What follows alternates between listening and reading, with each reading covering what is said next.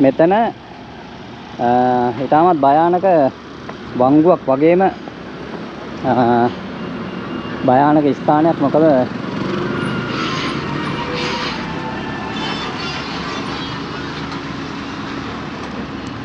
ඔයාලට පේන්නේ නැති මේ පාර පල්ලම තියෙන්නේ මෙතනින්. මෙතන තමයි වංගුව ප්‍රධාන.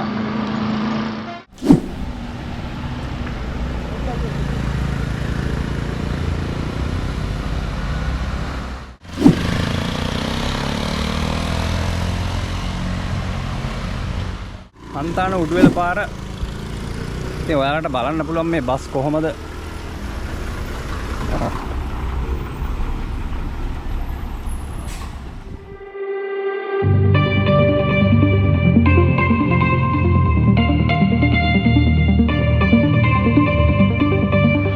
අයිබෝන් සුන්දර හදවත් හැමෝටම ඉතින් ලස්සන දවසක් කියලා ප්‍රාර්ථනා කරන ගමන් ඔන්න ફોකස් විඥාන වෙනස් තාලේ වීඩියෝ එකක් අරගෙන ආලා වෙනුවෙන්.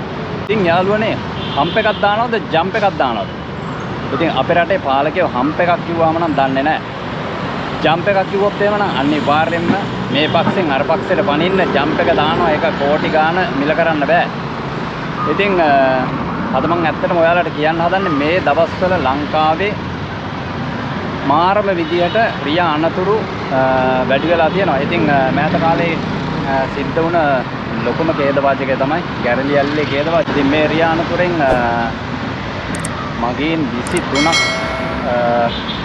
ජීවිතක්ෂයටපත් වුණා. ඒ වගේම තවත් බර ගාණක් තුවාල ලබා රෝහල් ගත කරා. ඒක තමයි මෑත කාලේ සිදුවන ලොකුම ඛේදවාචකය. රියා අනතුරකින් සිදුවන ලොකුම ඛේදවාචකය තමයි ගැරලි ඇල්ලේ ඛේදවාචකය.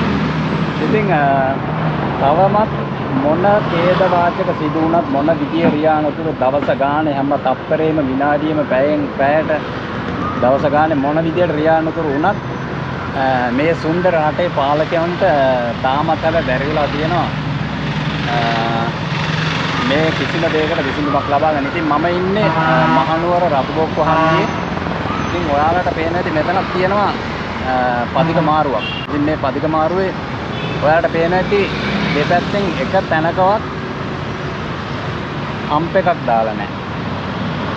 ඉතින් මම ඔයාලට කිව්වා නේද මේක වීඩියෝ එක පටන් ගන්නකොට මම ඔයාලට කිව්වේ හම්ප් එකක් දානවද ජම්ප් එකක් දානවද කියලා. ඇත්තටම වෙන රටවල් වල හම්ප් දාලා තියෙනවා පාරේ පදිකයන් මාරු වෙන ස්ථානවල.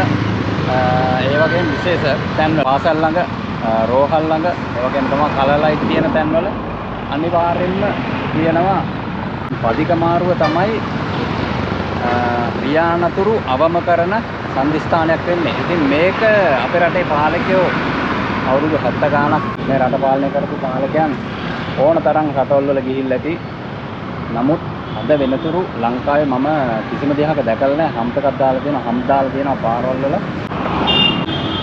ඉතින් ඔයාලට බලා ගන්න පුළුවන් මෙම ස්ථානයේ පදිකයන් මාරු වෙන ස්ථානය නිසා මෙන්න මේ හරියෙන් දාන්න පුළුවන් හම්ප් එකක්.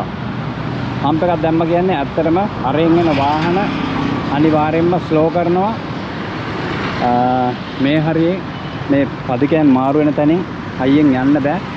එතකොට රියා අනතුරු අනිවාර්යයෙන්ම වැළැක්වෙනවා. ඒ වගේම තමයි අර ස්ථානේ අරෙන් එන වාහන වලට මේ එන වේගෙන් එන්න හම්බෙන්නේ ඔය හරියෙන් අනිවාර්යෙන් හම්ප් එකක් දාලා තියෙනවා.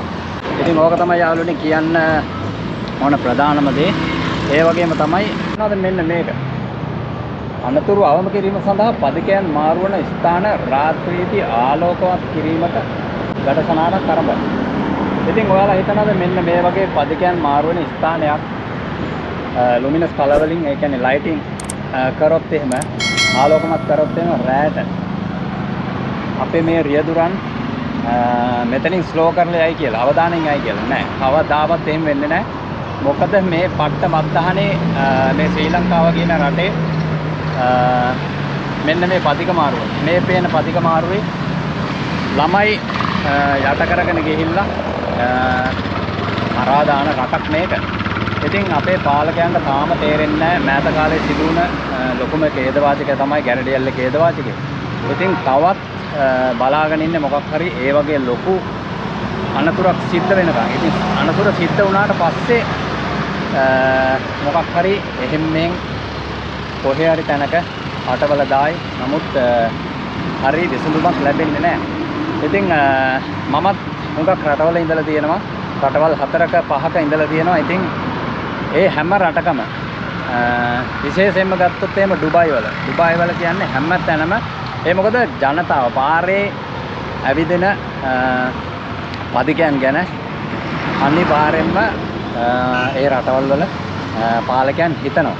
මොකද ඔවුන්ගේ ආරක්ෂාව ගැන 100% නෙවෙයි 100% වාරයක් එයාලා හිතන නිසා හැම තැනම විශේෂ ස්ථානවල මේ වගේ පේන පදික මාරුවල ඒ වගේම පාසල් ළඟ රෝහල් ළඟ විශේෂ ස්ථාන ළඟ කලර් ලයිට් එකක් තිබ්බොත් ඒ වගේ තැනක අනිවාර්යෙන්ම හම්ප් දාලා තියෙන්නේ.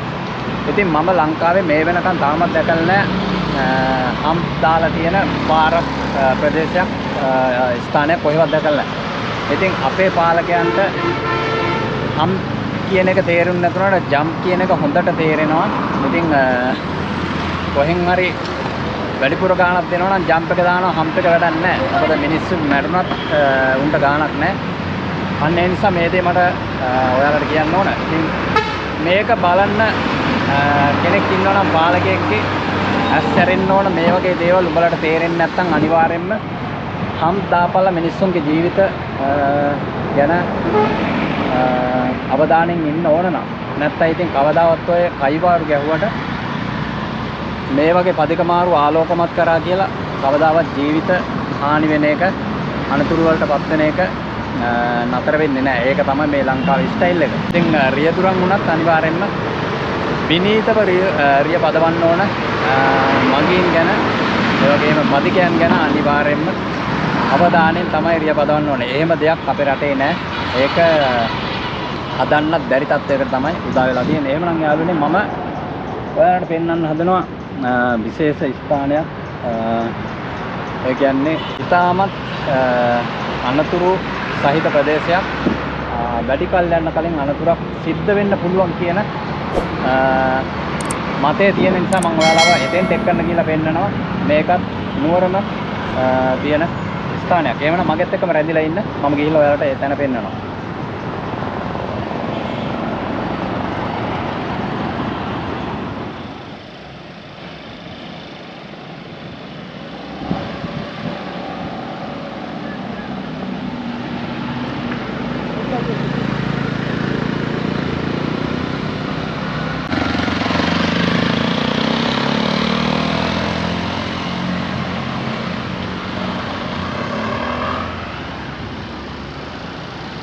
ඉතින් එහෙමනම් යාළුවනේ ඔන්න මම ඔයාලට කියපු තැනට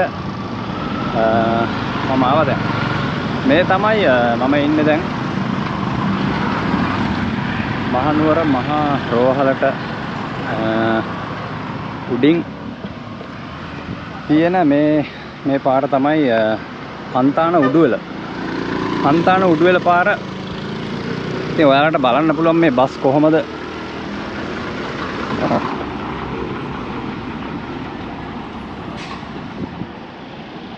මෙතන ඉතාමත් භයානක වංගුවක් වගේම භයානක ස්ථානයක්. මොකද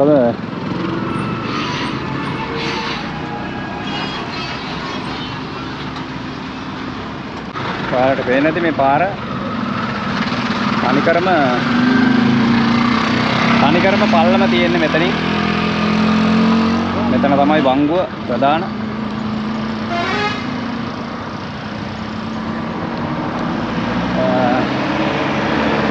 තනිකරම වංගුව තියෙන්නේ මේ වාහන තනිකර කන්දේ යන්නේ.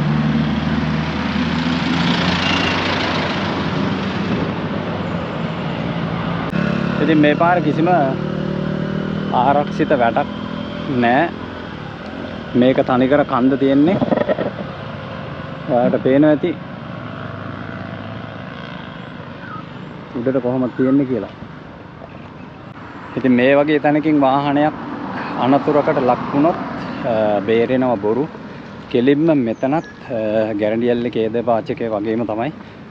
ඉතින් අනිවාර්යයෙන්ම ගැරන්ඩියල්ලේ කේද වාචකයේ වගේම සිදුවීමක් වෙන්න ඉඩ තියෙනවා. ඉතින් මේ හරිය ඔයාලට බලා ගන්න පුළුවන්.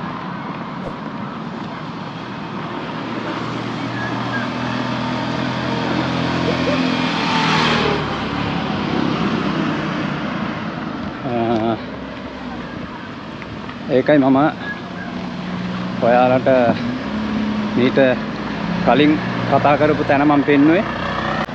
ඉතින් අනිවාර්යෙන් මේ වගේ ස්ථානවල තිබිය යුතුම දෙයක් තමයි හම්ප් කියන්නේ.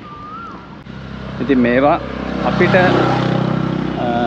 තියෙන දැනුම, අපිට දැනෙන දේ, අපිට පෙනෙන දේ අපි හැම වෙලාවෙම පෙන්වන්න සූදානම්, කියන්න සූදානම්. නමුත් මේ වගේ දේවල් අනිවාර්යෙන්ම පාලකයෝ දකින්න ඕන. මේ වගේ ස්ථානවල ඔයාලට පේනවා ඇති. මෙතන එන කන්ද, මෙතනත් වංගුවක්. මේ වගේ තැන්වල කිසිම ආරක්ෂාවක් නැහැ. උඩ කන්දෙන් තිරිංග ක්‍රියා විරහිත වෙලා බස් එකක් හරි හෝ කුමනම වාහනයක් මේ පල්ලෙහාට ආවොත් එහෙම සිද්ධ වෙන්නේ ඊටමත් බිහිසුණු අනතුරක්. ඉතින් මේවා අනිවාර්යෙන්ම අපි දකිනවා නම් මේ දේවල් කාට හරි පේනෙන්න ඕන කියලා තමයි අපි මේ දේවල් පෙන්වන්නේ. එතකොට ඒ වගේම තමයි ඔයාලට මෙතනින් පේනවා ඇති මධ්‍යම කඳුකරේ අනතුරු බහුල ස්ථානවල ආරක්ෂිත බැටවල් ඉදිකිරීමට කටයුතු යොදනවලු. මේවා කියලා වැඩක් නැහැ. අනිවාර්යෙන්ම ක්‍රියාවට නැං වෙන්න ඕන. මොකද නැත්තම් තවත් විශාල අනතුරක් අත ළඟ වෙන්න පුළුවන්. එහෙමනම් පෙන්වන්න තියෙන දේ පෙන්නුවා, කියන්න ඕන දේ කිව්වා. ඉතින් රටේ පාලකෙක් අනිවාර්යෙන්ම මේ දේවල් දකින්න ඕන. හැම දෙයක්ම ක්‍රියාවට නැං වෙන්න ඕන. එහෙමනම් යාළුවනේ ඔයාලගෙන් සමු ගන්න සූදානම. තවත් ලස්සන දවසක ලස්සන වීඩියෝ එකක් අරගෙන එනතුරු ඔයාලගෙන් අදට සමු ගන්නවා. එහෙනම් හැමෝටම ජයෙන් ජය වේවා කියලා ප්‍රාර්ථනා කරන ගමන් ගිහිල්ලා එන්න.